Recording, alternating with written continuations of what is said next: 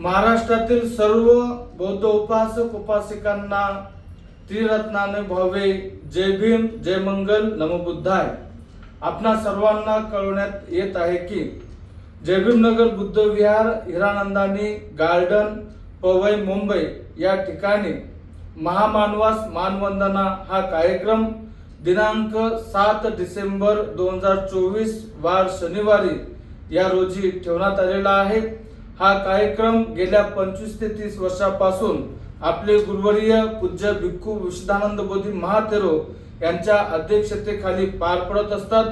या वर्षीचा विशेष ठेवण्याचे कार्यक्रम अजून असे आहे की आज जो काही महाराष्ट्रामध्ये आंबेडकरी समाजाचा बुलंद आवाज ज्यांनी मोठा केला, त्याचबरोबर बुद्ध बाबासाहेबांचे विचार ज्यांनी मोठे केले आणि बाबासाहेबांच्या नावासाठी ज्यांनी स्वतःच्या जीवाची पर्वाही केली नाही, निळ्या झेंड्याच्या अस्मितेसाठी ज्यांचं बलिदान गेलेलं आहे, तर अशा बलिदान झालेल्या कुटुंबांना या जय भीम नगर बुद्ध विहारामध्ये आम्ही सन्मानाने बोलावू इच्छितो आणि भिक्षू संघाद्वारे मुंबईतील उपासक उपासिकांच्या द्वारे त्यांचा सन्मान करू इच्छितो. कारण की जसं उदाहरणार्थ तुम्हाला जर सांगायचं झालं तर कालकथित शहीद पोचीराम कांबळे यांचा बलिदान कसा झालेला आहे, कसा एक मनुवादी प्रवृत्तीने त्यांचा जीव घेतलेला आहे, याचा संपूर्ण इतिहास आपल्याला माहिती आहे. शेवटच्या श्वासापर्यंत पोचीराम कांबळे हा जय भीम म्हणत राहिलेला आहे आणि त्याला मारणारे जे वैरी आहेत, जे मनुवादी प्रवृत्तीचे आहेत, तर त्यांनी तू जय भीम बोलणं थांबव, आम्ही तुला जीवदान देतो, परंतु त्याचे हे शब्द नाकारले.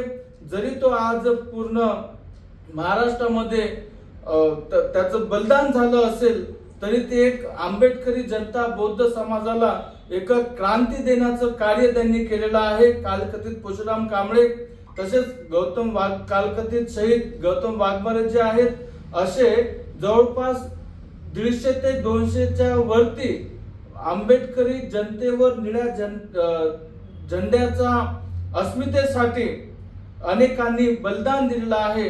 तर या बलिदान झालेल्या कुटुंबांना आपण आठवण केली पाहिजे. जे शहीद झाले त्यांना आदरांजली श्रद्धांजली दिली पाहिजे.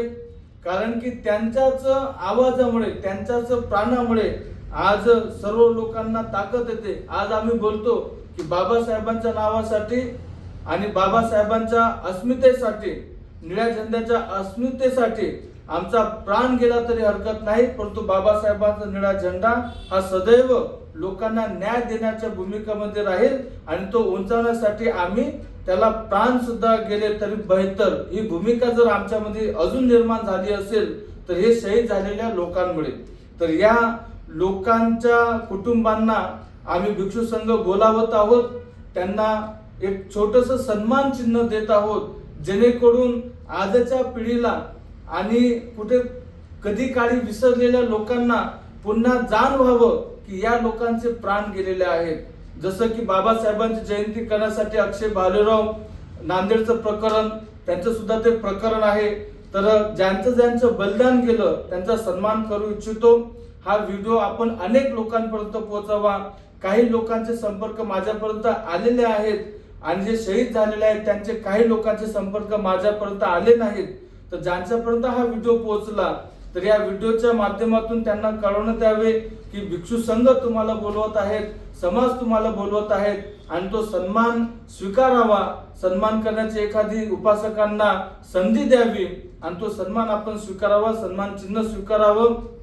या व्हिडिओच्या माध्यमातूनच जर कधी आम्ही तुम्हाला कॉल करू शकलो नाही, आम्हाला जर तुम्ही कॉल केला तर आम्ही नक्कीच तुम्हाला त्याचं रिप्लाय देऊ. तुमचं प्रवासाचं तिकीट वगैरे सुद्धा आम्ही काढू. जेवढा सन्मान आम्हाला करता येईल तेवढा सन्मान आम्ही करू. जरी आम्हाला फोन कॉन्टॅक्ट झाले नाही, परंतु हा व्हिडिओ जर तुमच्यापर्यंत आला तर या व्हिडिओच्या माध्यमातूनच तुम्ही भिक्षू संघाचं आमंत्रण म्हणा किंवा भिक्षू संघाचा आदेश म्हणा, परंतु आपण नक्की या जय भीम नगर बुद्ध विहार पवई हिरानंदानी या ठिकाणी यावं, सन्मान स्वीकारावा आणि पुन्हा समाजाला एक नवी चेतना द्यावी. आणि मी एक खरोखर मनापासून श्रद्धांजली आणि एक मोठ्या भावुकतेने बोलतो की आपले सारखे जर लोक बलिदान झाले नसते तर या महाराष्ट्रामध्ये जय भीमचा आवाज अजून बुलंद झाला नसता. तर कृपया हा व्हिडिओ जास्तीत जास्त शेअर करावा आणि त्या कुटुंबांना आपण मान सन्मान स्टेजवर बोलून त्यांचा सन्मान करावा. जय भीम, नमो बुद्धाय. जाता जाता एक सांगतो, हा संपूर्ण व्हिडिओ तर आपण ऐकलात, परंतु संपर्कासाठी माझा नंबर देतो, मला कॉल करा 86 23 88 73 24. पुन्हा एकदा सांगतो 8623887324. जय भीम, नमो बुद्धाय.